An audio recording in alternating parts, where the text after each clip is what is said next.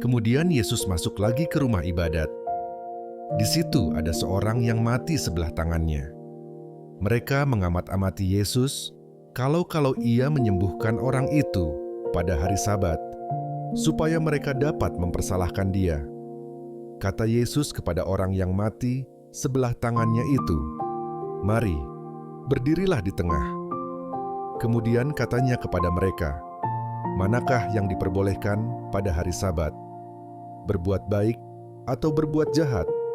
Menyelamatkan nyawa orang atau membunuh orang?" Tetapi mereka itu diam saja. Ia berduka cita karena kedegilan mereka, dan dengan marah ia memandang sekelilingnya kepada mereka, lalu ia berkata kepada orang itu, "Ulurkanlah tanganmu." Dan ia mengulurkannya, maka sembuhlah tangannya itu.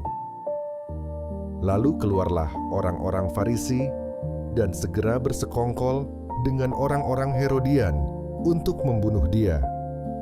Kemudian Yesus dengan murid-muridnya menyingkir ke danau, dan banyak orang dari Galilea mengikutinya.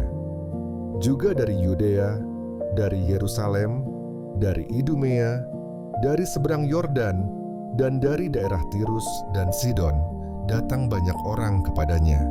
Sesudah mereka mendengar segala yang dilakukannya, ia menyuruh murid-muridnya menyediakan sebuah perahu baginya karena orang banyak itu, supaya mereka jangan sampai menghimpitnya.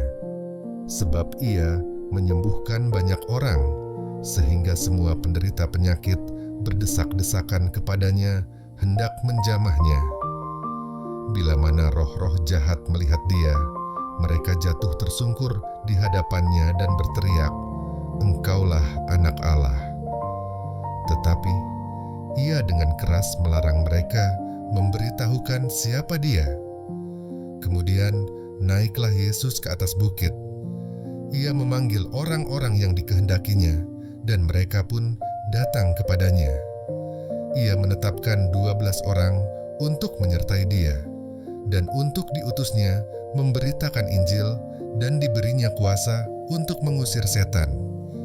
Ke-12 orang yang ditetapkannya itu ialah Simon, yang diberinya nama Petrus, Yakobus anak Zebedeus, dan Yohanes saudara Yakobus, yang keduanya diberinya nama Boanerges, yang berarti anak-anak guru. Selanjutnya Andreas, Filipus, Bartolomeus, Matius, Towes, Yakobus anak Alfeus, Tadeus, Simon orang Zelot, dan Yudas Iskariot yang mengkhianati dia. Kemudian Yesus masuk ke sebuah rumah, maka datanglah orang banyak berkerumun pula, sehingga makan pun mereka tidak dapat. Waktu kaum keluarganya mendengar hal itu, mereka datang hendak mengambil dia, sebab kata mereka, "Ia tidak waras lagi." Dan ahli-ahli Taurat yang datang dari Yerusalem berkata, "Ia kerasukan Beelzebul, dan dengan penghulu setan ia mengusir setan." Yesus memanggil mereka, lalu berkata kepada mereka dalam perumpamaan, bagaimana iblis dapat mengusir iblis.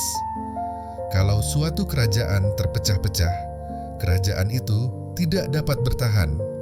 Dan jika suatu rumah tangga terpecah-pecah, rumah tangga itu tidak dapat bertahan. Demikianlah juga kalau iblis berontak melawan dirinya sendiri, dan kalau ia terbagi-bagi, ia tidak dapat bertahan, melainkan sudahlah tiba kesudahannya. Tetapi tidak seorang pun dapat memasuki rumah seorang yang kuat untuk merampas harta bendanya apabila tidak diikatnya dahulu orang kuat itu. Sesudah itu, barulah dapat ia merampok rumah itu.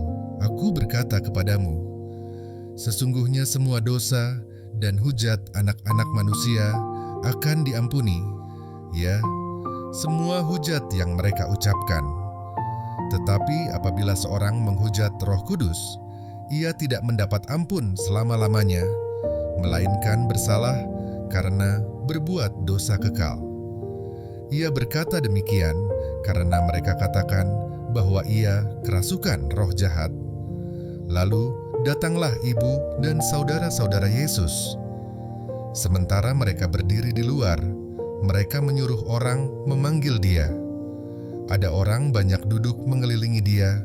Mereka berkata kepadanya, "Lihat, ibu dan saudara-saudaramu ada di luar dan berusaha menemui engkau." Jawab Yesus kepada mereka, "Siapa ibuku dan siapa saudara-saudaraku?"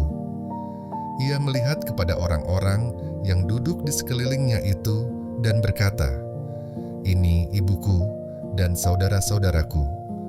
Barang siapa melakukan kehendak Allah, dialah saudaraku laki-laki, dialah saudaraku perempuan, dialah ibuku."